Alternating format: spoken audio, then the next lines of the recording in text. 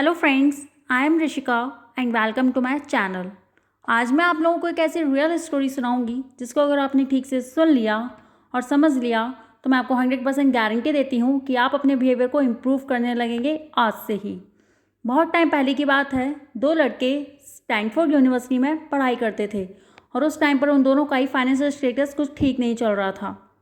अपनी financial conditions को देखते हुए उन दोनों के ही दिमाग में आइडिया आया कि क्यों ना एक इवेंट कराया जाए जिसमें उस टाइम के ग्रेट पियानिस्ट इग्नासी पेडरेस्की को पियानो बजाने के लिए बुलाया जाए।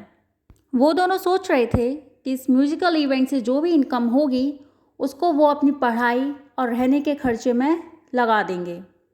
उस टाइम पर द ग्रेट पियानिस्ट मिस्टर पेडरेस्की के मैनेजर ने उन दोनों लड़कों से इस इवेंट के बदले में $2000 की गारंटी मांगी, जो कि उस टाइम पर बहुत बड़ी रकम हुआ करती थी। और उन दोनों ने इस चीज़ के लिए मैनेजर को हाँ बोल दिया और इस चीज़ को एक्सेप्ट कर लिया। कुछ टाइम बाद उन दोनों ने इवेंट के एडवर्टीजमेंट्स करने स्टार्ट कर दिए और बहुत हार्डवर्क किया इवेंट को बेटर बनाने के लिए, लेकिन सिर्फ $1600 ही अर्न कर पाए। इवेंट ख़त्म होने के बाद दोनों लड़के बहुत परेशान हो गए और इन दोनों ने अपनी पूरी प्रॉब्लम मिस्टर पेडरेस्की को बताई, क्योंकि $2000 तो सिर्फ पेडरेस्की को ही देने थे। इस वजह से उनको और टेंशन हो रही थी।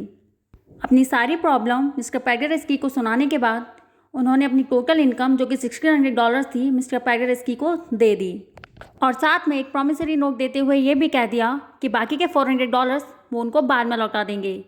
अब तो उन लोगों को अपनी कॉलेज की पढ़ाई भी एंड होते हुए दिख रही थी, लेकिन मिस्टर पेडरेस्की ने यहाँ पर कुछ बहुत ही वाव कर दिया। उन्होंने उस प्रॉमिसरी नोट को फाड़ दिया और साथ में ये भी कह दिया कि बच्चों, इन $1600 में से पहले तो तुम अपने एक्सपेंसेस निकाल लो और फिर बाद में उसका 10% वो ले लो जो तुम लोगों की मेहनत है। उसमें से जो भी 1, 2, 3, 5 जितने भी रुपए बचे वो तुम मुझे दे देना।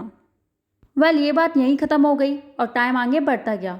ये वो टाइम था जब वर्ल्ड वॉर 1 भी एंड हो चुका था। द ग्रेट पियानिस्ट मिस्टर पेडरेस्की अब पोलैंड के प्राइम मिनिस्टर थे और अपनी कंट्री के हज़ारों लोगों के लिए डेली फूड अफोर्ड करने के लिए भी स्ट्रगल कर रहे थे। अब पोलैंड के प्राइम मिनिस्टर मिस्टर पेडरेस्की की सिर्फ एक ही उम्मीद थी, वो थे US food and relief bureau के officer Herbert Hoover. Herbert Hoover को जैसे ही इस प्रॉब्लम के बारे में पता चला, उन्होंने बिना देर किए तुरंत 1000 टन्स ऑफ सीरियल पोलैंड भिजवा दिया ताकि वहाँ की हंगर की प्रॉब्लम जल्दी से जल्दी सॉल्व हो सके। अपने कंट्री के हज़ारों लोगों की इतनी बड़ी प्रॉब्लम सॉल्व होने के बाद मिस्टर पेडरेस्की बहुत खुश हुए और वो तुरंत ही फ्रांस की कैपिटल पेरिस मिस्टर हूवर को मिलने और उनको पर्सनली थैंक यू बोलने के लिए चले गए। लेकिन जब वो मिस्टर हूवर से मिले और उन्होंने उनको पर्सनली थैंक यू बोला तो यहाँ पर मिस्टर हूवर ने कुछ अलग ही बात कह दी। उन्होंने कहा कि आपको मुझे थैंक यू बोलने की कोई ज़रूरत नहीं है। इस बात पर शॉक्ड होकर और टेंशन में आकर मिस्टर पेडरेस्की ने पूछा कि आप मुझे ऐसा क्यों कह रहे हैं।